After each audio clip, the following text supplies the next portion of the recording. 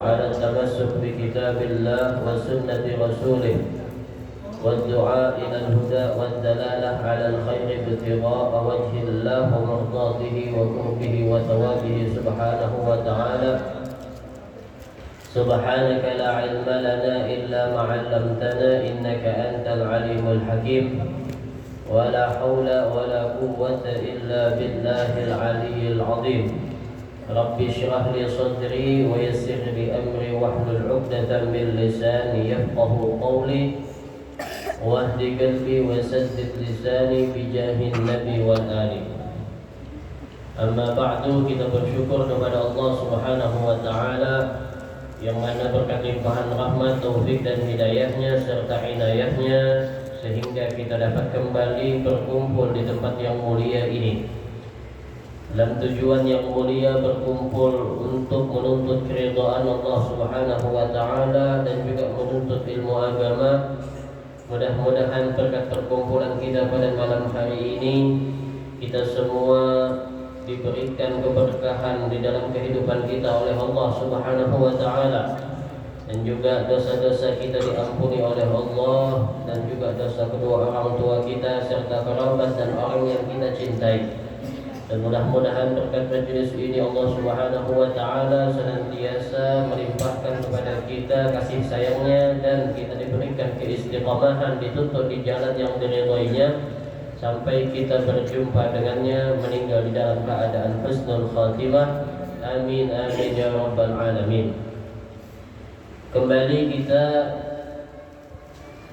mengkaji atau membaca daripada riwayat hidup atau manaqib perempuan yang mulia yang dicintai oleh Allah dan Rasulnya. Beliau adalah istri baginda Nabi sallallahu alaihi wasallam, Sayyidatuna Khadijatul Kubra. Di dalam kitab Al-Busyra kita menyambung daripada apa yang sudah kita baca dari karangan Sayyid Al-Habib Muhammad bin Alawi bin Abbas Al-Maliki Al-Hasani. Mudah-mudahan berkat kita membaca cerita atau manaqib orang yang mulia, kita juga akan dimuliakan oleh Allah Subhanahu wa taala.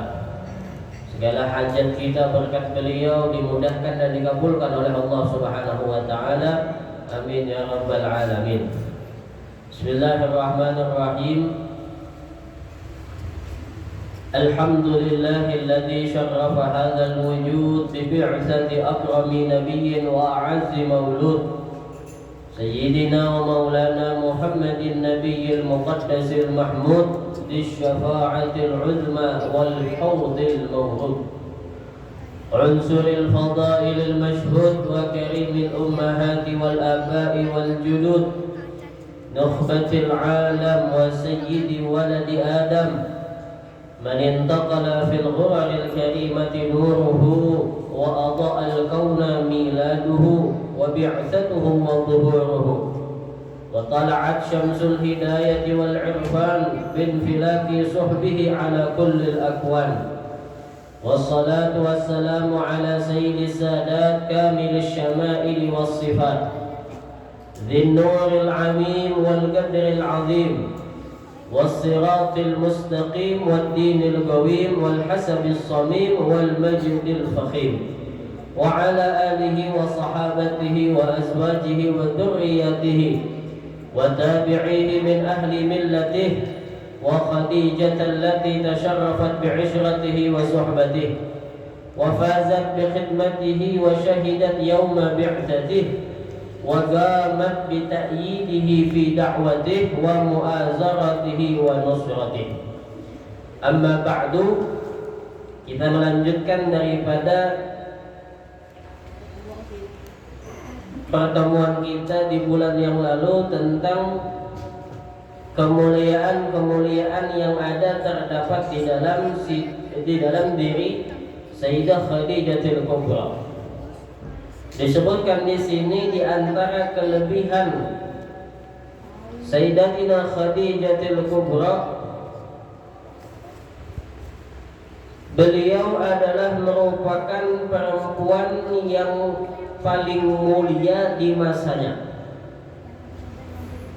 yang mana itu disebabkan karena beliau menjadi pendampingnya Rasulullah sallallahu alaihi wasallam. Sehingga dikatakan dalam sebuah riwayat, kata Nabi sallallahu alaihi wasallam bahwasanya sepaling afdal atau sepaling mulia wanita-wanita mereka itu ada 4 orang. Bahkan kemuliaan mereka diangkat oleh Allah Subhanahu wa taala menjadi pemimpin para wanita yang ada nantinya di dalam surga. Mudah-mudahan semua kaum wanita kita termasuk golongan yang masuk ke dalam surga bersama wanita-wanita pilihan Allah Subhanahu wa taala. Siapa 4 orang tersebut? Yang pertama adalah Sayyidatina Khadijatul Kubra, istri Rasul sallallahu alaihi wasallam. Kemudian yang kedua adalah putrinya atau putri Nabi Muhammad, yaitu Sayyidatina Fatimah Az-Zahra Al-Batul. Kemudian yang selanjutnya yang ketiga yaitu adalah Sayyidatina Maryam binti Imran, ibundanya Nabi Isa alaihi salam. Dan yang keempat yaitu adalah Sayyidatina Asiyah binti Muzahim, imra'at Fir'aun, yaitu Asiyah binti Muzahim, istrinya Fir'aun yang ada di zaman Nabi Musa alaihi salam.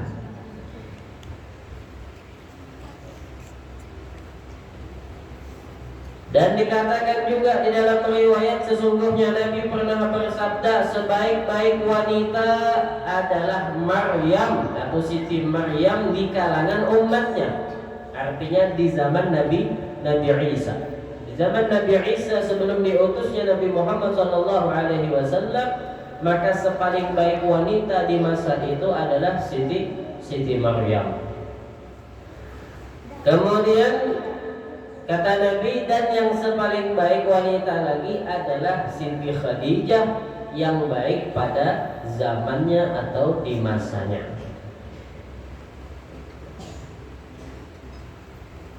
Kemudian di antara kelebihan dan kemuliaan yang dimiliki di dalam diri Sayyidatina Khadijah yang paling puncaknya adalah semua anak-anak Nabi Muhammad sallallahu alaihi wasallam semua dilahirkan oleh beliau, melainkan satu anak yang bernama Ibrahim itu bukan dari Siti Khadijah.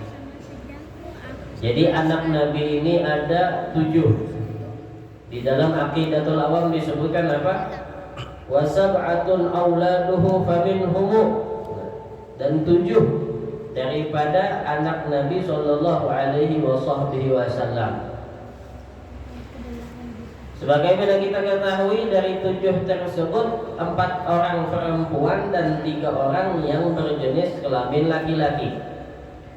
Dan semuanya itu selain 1 orang berarti ada 6. Itu semua dilahirkan melalui daripada Sayyidah Khadijah atau dikandung semuanya oleh Sayyidatina Khadijatul Kubra. Kecuali Sayyidina atau anak Nabi yang bernama Ibrahim. Dari laki-laki ini 1 bukan dari Siti Khadijah. Siapa yang melahirkannya? Ini lahir dari seorang perempuan yang bernama Siti Mariyatul Qibtiyah. Siapa ini? Ini adalah budaknya Nabi sallallahu alaihi wasallam. Bukan istri Nabi, tapi budak. Karena di zaman dahulu itu masih ada istilah perbudakan. Dan budak ini hukumnya sama seperti barang atau seperti benda. Lebih apa namanya, lebih di bawah lagi, bukan seperti yang kita tahu ini itu pembantu, bukan. Kalau pembantu itu bukan budak. Kalau pembantu itu masih statusnya orang merdeka, yang istilahnya membantu di rumah kita, cucian, cuci piring, masak, belanja, ya, biasanya di rumah-rumah orang itu pembantu, bukan budak namanya. Itu sama statusnya antara kita dengan dia sama-sama merdeka, cuma bedanya dia mengambil upah bekerja. Beda halnya dengan budak. Kalau budak ini sama halnya seperti motor, kayak kendaraan barang, kayak peliharaan, bahasa kasarnya. Hendak dipakai, hendak diapai aja bebas, karena dia posisinya statusnya seperti barang. Hendak dijual boleh, dijual belikan di zaman dahulu. Ibrahim lahir dari Siti Maria. Siti Maria adalah seorang hamba atau budak yang dihadiahkan kepada Nabi oleh Raja Mesir. Jadi Raja Mesir atau disebut dengan Raja Iskandaria. Ada suatu kota di kota Mesir itu disebut dengan Iskandaria, atau kalau bahasa sekarang itu apa? Alexandria. Kan ibu kotanya Mesir itu Kairo. Ada lagi kota namanya apa? Alexander. Itu disebut dalam bahasa Arab Iskandaria. Raja Mesir menghadiahkannya kepada baginda Nabi Muhammad SAW seorang budak yang bernama Siti Maria. Dan ini termasuk budak yang juga memiliki kelebihan keistimewaan, memiliki rupa yang cantik, artinya orang yang bungas, karena dia asli orang Mesir. Dan orang Mesir kebanyakannya adalah berdarah daging apa? Yahudi, ahli kitab. Orang Bahari itu yang paling cantik selain dari bangsa Arab, yaitu bangsa Yahudi, itu bungas-bungas. Makanya di antara istri Nabi yang paling cantik, yang banyak dihirii oleh bini-bini Nabi yang lain siapa? Yaitu Sayyidatina Sofiyah bintu Huyai bin Akhtab. Nabi diisi bini 9, namanya salah satunya siapa? Sofiyah. Sofiyah ini salah satu anak dari seorang raja yang ada di Khaybar. Seorang Yahudi, seorang ahli kitab. Maka ketika terjadi peperangan di Khaybar, anaknya Huyai, seorang raja yang ada di Khaybar tadi, tertawan oleh kaum muslimin, sehingga apa? Dijadilah seorang budak, kemudian diberikan kepada Nabi dan dimerdekakan oleh Nabi dan dinikahi oleh Nabi Muhammad Sallallahu Alaihi Wasallam, anak seorang raja. Dan dia adalah termasuk istri yang cantik, yang manis, yang memiliki paras berbeda dengan istri-istri yang lainnya. Karena rata-rata istri Nabi itu kebanyakan dari bangsa Arab. Siti Aisyah, Siti Hafsah, siapa lagi? Hindu apa? Siapa namanya? Maimunah, Ummu Habibah binti Sufyan, itu semua asli dari bangsa Arab. Kecuali siapa? Kecuali Sofiyah binti Huyai. Dia dari bangsa Yahudi. Ada blasteran Arab dengan Eropanya. Makanya beda daripada yang, dan itu yang paling banyak dicemburui oleh istri-istri Nabi Muhammad Sallallahu Alaihi Wasallam. Dan dia adalah merupakan keturunan daripada Nabi Musa dan Nabi Harun. Ada hubungan kerabat si Sofiyah gitu. Begitu juga siapa? Siti Maria, berasal dari kota Mesir, juga daripada ahli kitab, memiliki paras yang cantik. Kalian kalau hendak melihat kebinian yang luas, itu yang paling banyak di kota Mesir, di negara Mesir. Kalau dibanding Saudi Arabia, Yaman, nomor satunya itu ada di mana? Di Lebanon. Nomor satu wanita tercantik di daerah Arab itu Lebanon. Kemudian nomor duanya apa? Mesir. Bungas-bungas. Kemudian ke Mesir bisa ingat lagi boleh ke sini. Belum cuma singgah aja cuma transit. Kemudian Ibrahim dilahirkan oleh salah seorang budak yang bernama Siti Maria. Adapun yang enamnya itu asli anaknya Siti Khadijatul Kubra. Siapa? Yang pertama itu adalah Abdullah, kemudian yang kedua Qasim. Dan yang empat dari perempuan itu bernama Zainab, Ummi Kalsum, Ruqayyah, dan Siti Fatimah. Sesungguhnya Sayyidatina Khadijah melahirkan untuk Rasulullah 6 orang anak. Yang pertama adalah yang bernama Al-Qasim. Ini anak pertama Nabi, seorang laki-laki yang bernama Al-Qasim. Yang mana dengan itu Rasulullah Sallallahu Alaihi Wasallam diberikan gelar sebagai Abul Qasim. Jadi gelarnya Nabi itu adalah Abul Qasim atau Abul Qasim. Artinya abahnya si Qasim. Di kalangan orang yang ramai yang pertama meninggal dan dikebumikan di kota Makkah yaitu adalah siapa? Qasim. Anak pertama dan yang pertama juga yang meninggal adalah Qasim.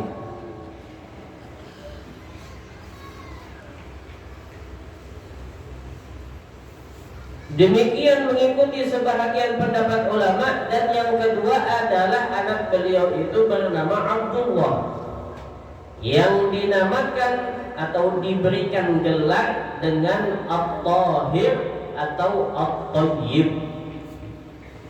Oleh karena dia dilahirkan dalam ketika keadaan Islam sudah diutus oleh Allah Ta'ala.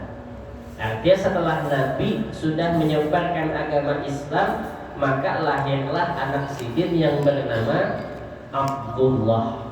Beda dengan Qasim tadi. Kalau Qasim tadi Nabi belum diutus menjadi Rasul, belum datang lagi Islam, ia sudah lahir. Sedangkan Abdullah sudah Islam disebarkan, maka lahirlah dia sehingga diberikan gelar At-Tahir yang suci, At-Tayyib yang baik. Beliau juga meninggal di tanah suci haram semasa masih kecil. Dalam riwayat dikatakan ketika itu umurnya masih 2 tahun meninggal dunia. Jadi anak Nabi itu rata-rata yang laki-laki meninggalnya di waktu halus. Qasim, Abdullah, Ibrahim, itu meninggalnya semua di waktu kecil. Dan yang ketiga, siapa dia? Yaitu Siti Zainab. Dan beliaulah anak perempuan yang paling tua dan yang dilahirkan sebelum Nabi diutus menjadi Nabi. Nah, si Zainab ini termasuk orang yang lahirnya sebelum datangnya Islam. Dan beliau itu, Siti Zainab, menikah dengan seorang laki-laki yang bernama Abul As ibnu Rabi'. Ini nama suaminya atau menantunya Nabi yang menikah dengan Siti Zainab, Abul As bin Rabi'. Dan telah mendahului suaminya dalam hijrah. Artinya Zainab ini ketika Nabi hijrah ke kota Madinah, maka dia lebih dahulu hijrah dengan Nabi dan suaminya terdidik. Di dalam cerita itu bahwasanya ketika Nabi diutus menjadi Rasul, maka semua anak Nabi itu ikut dengan ajaran Nabi, ikut dengan agama abahnya. Sedangkan sebelum Nabi diutus, di antara anak-anak Nabi itu ada yang sudah menikah, seperti Zainab, seperti Ummi Kulthum, dan seperti siapa lagi? Ruqayyah. Itu sempat menikah sebelum diutusnya Nabi menjadi Rasul. Sehingga ketika Siti Zainab yang sudah menikah dengan Abul As bin Rabi' ini, dalam agama yang dipanutnya dahulu, ketika datang Islam, Siti Zainab masuk ke dalam agama Islam, sedangkan suaminya masih belum Islam. Dapat perintah untuk hijrah, maka Siti Zainab pun berhijrah ke kota Madinah dengan Nabi, sedangkan suaminya tidak ikut menyusul hijrah dengan istrinya karena masih belum satu agama, artinya belum masuk Islam lagi ketika itu. Sehingga singkat cerita, pada suatu saat beliau pun mendapatkan hidayah dan kemudahan dari Allah Ta'ala, beriman kepada Allah, kemudian menyusul kepada istrinya di kota Madinah, dan hijrahlah beliau di kota Madinah. Dan beliau itu wafat pada awal tahun 8 daripada hijrahnya Nabi, Siti Zainab ini. Dan dimakamkan Siti Zainab di tanah pekuburan Madinah yang ada di Baqi. Dan makamnya terang, tidak tersembunyi, artinya jelas. Nah, biasanya kalau di peta-peta orang ziarah itu memang dijelaskan kuburan Siti Fatimah, kuburan Siti Zainab, anak-anaknya Nabi, istri-istrinya Nabi, itu ada biasanya diberikan kejelasan di peta-peta orang yang berziarah ke makam Baqi. Mudah-mudahan kita semua diberikan kemudahan oleh Allah dan rezeki untuk bisa berziarah ke pemakaman Baqi, ziarah kepada istri Nabi dan anak-anak Nabi Muhammad sallallahu alaihi wasallam. Kemudian lagi yang keempat, siapa tadi? Siti Zainab ini ketika masa hidupnya memiliki seorang anak perempuan yang bernama dengan Umamah. Siti Zainab diisi anak bebinian yang namanya siapa? Umamah. Yang mana dari Umamah ini ketika nanti setelah meninggalnya Siti Fatimah. Siapa Siti Fatimah ini? Siti Fatimah lawan Umamah apa hubungannya? Kemanakan ya kan? Karena Zainab tadi dan sanadnya Siti Fatimah. Diisi anak siapa? Umamah. Berarti kan Siti Fatimah ini siapa? Acil lawan Umamah. Ini kemanakan? Nah, ketika meninggal Siti Fatimah waktu itu, Siti Fatimah mewasiatkan kepada suaminya Sayyidina Ali untuk menikah yang kedua kepada siapa? Kepada Umamah, kemanakan Sidin Sohab. Jadi Umamah ini kena kemanakan Siti Fatimah adalah menjadi istri setelah Siti Fatimah kepada Sayyidina Ali.